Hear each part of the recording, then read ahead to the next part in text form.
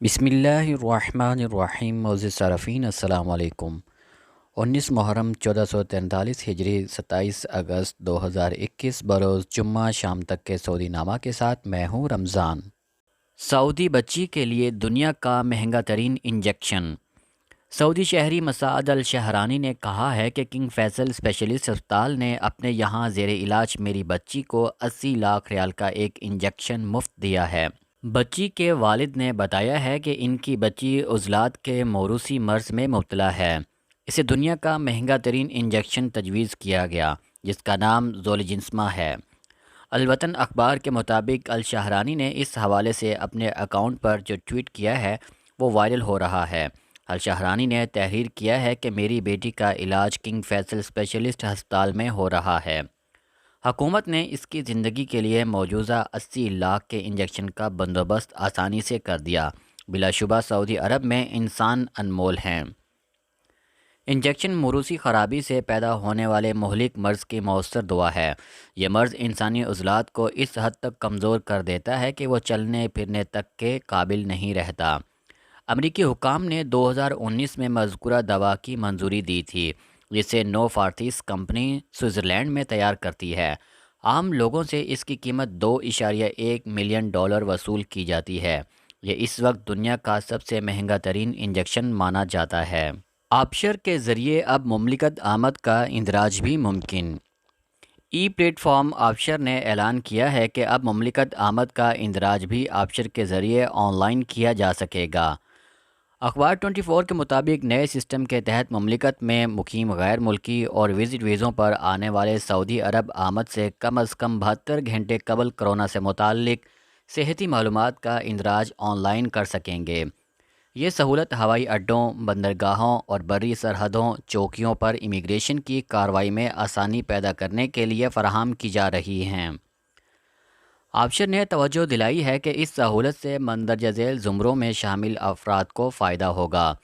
سعودی شہریوں کے ہمراہ آنے والا گھریلو عملہ، ویکسین یافتہ ملاقاتی، علاج کے لیے آنے والے ملاقاتی، غیر ویکسین یافتہ ملاقاتی، ویکسین یافتہ مقیم غیر ملکی، بغیر ویکسین والا غیر ملکی. آبشر نے توجہ دلائی ہے کہ اس سہولت سے فائدہ اٹھانے کے لیے آبشر پلیٹ فارم کے مین پیج پر جا کر اس سہولت تک رسائی حاصل کی جا سکے گی. اس کے بعد قدوم پلیٹ فارم کا رخ کیا جائے جہاں داخل ہونے کے لیے اندراج کی ضرورت نہیں. سعودی عرب کے شہر الحصہ میں سعودی خواتین ٹیکسیاں چلانے لگیں. سعودی خواتین الحصہ کمشنری میں ٹیکسیاں چلانے لگیں. یہ مملکت بھر میں اپنی نوعیت کا پہلا ریکارڈ ہے. الحصہ سعودی عرب کے الشرقیہ ریجن میں واقع ہے. الاخباریہ کے مطابق ایک ٹیکسی ڈرائیور خاتون منیرہ المری نے بتایا ہے کہ وہ تقریباً 30 برس سے مختلف قسم کی گاڑیاں چلا رہی ہیں. اسے گاڑی کی اصلاح و مرمت کرنا بھی آتا ہے اور گاڑی خراب ہو تو وہ مکینک کی محتاج نہیں ہوتی بلکہ خود ہی گاڑی ٹھیک کر لیتی ہیں. الوطن اخبار کی رپورٹ میں بتایا گیا ہے کہ مملکت میں لیڈیز ٹیکسی اسکیم متعارف کرائی گئی ہے جو مملکت بھر میں اپنی طرز کی پہلی اسکیم ہے. اس سے الحصہ کی بے شمار خواتین کو فائدہ ہوگا. 500 گاڑیاں مملکت کے اندر اور باہر ہر زمرے کے لوگوں کو سروس دیں گی. مذکورہ اسکیم میں شامل ٹیکسیاں ریاض، دمام اور GCC ممالک تک سواریوں کو سفر کی سہولت فراہم کریں گی. السعودیہ کی داخلی پروازوں پر سفر کی گنجائش 52% بڑھ گئی. سعودی عربین ایئر لائنز السعودیہ نے داخلی پروازوں سے سفر کرنے والوں کے لیے گنجائش میں اضافہ کر دیا ہے. کورونا وبا کے پیش نظر نشستوں سے استفادے کی تعداد گھٹا دی گئی تھی. اب اسے بڑھا کر 52% کر دیا گیا ہے. اس پر عمل درآمد 1 ستمبر 2021 سے ہوگا. سبق ویب سائٹ کے مطابق السعودیہ کا کہنا ہے کہ سفر کے دوران سماجی فاصلے کی پابندی کے پیش نظر داخلی پروازوں سے صرف 2,45,000 تک نشستیں مسافروں کو مہیا تھیں. گنجائش بڑھانے سے نشستوں کی تعداد 3,72,000 سے زیادہ کر دی گئی ہے. اب ایک ہی طیارے سے زیادہ افراد سفر کر سکیں گے. السعودیہ نے اطمینان دلایا ہے کہ اس کی پروازوں سے سفر کرنے والے اور انہیں مختلف سہولتیں فراہم کرنے والے کورونا وبا سے محفوظ ہوں گے. پروازوں پر وبا سے بچاؤ کے لیے تمام ضروری اقدامات کیے جا رہے ہیں. احتیاطی تدابیر میں کسی طرح کی کوئی نرمی نہیں کی گئی. کابل میں دہشت گرد حملوں کی مذمت کرتے ہیں سعودی عرب نے کابل ایئرپورٹ پر دہشت گردانہ حملے کی مذمت کرتے ہوئے اس پر شدید برہمی کا اظہار کیا ہے۔ ایس پی اے کے مطابق سعودی دفتر خارجہ نے بیان جاری کر کے کابل کے حامد کرزئی انٹرنیشنل ایئرپورٹ پر دہشت گردانہ حملے کی سخت الفاظ میں مذمت کی ہے۔ بیان میں کہا گیا ہے کہ مملکت برادر اسلامی ملک افغانستان میں رونما ہونے والے واقعات پر مسلسل گہری نظر رکھے ہوئے ہیں۔ سعودی دفتر خارجہ نے خواہش ظاہر کی ہے کہ افغانستان میں جلد از جلد استحکام پیدا ہوں گے۔ مملکت نے اس کے ساتھ ہی افغان عوام کو بھرپور حمایت کا بھی یقین دلایا ہے۔ سعودی دفتر خارجہ نے ایک بار پھر مملکت کے روایتی موقف کا اعادہ کرتے ہوئے کہا ہے کہ سعودی عرب اخلاقی اور انسانی اقدار کے منافی اس قسم کے مجرمانہ سرگرمیوں کا مخالف تھا اور رہے گا۔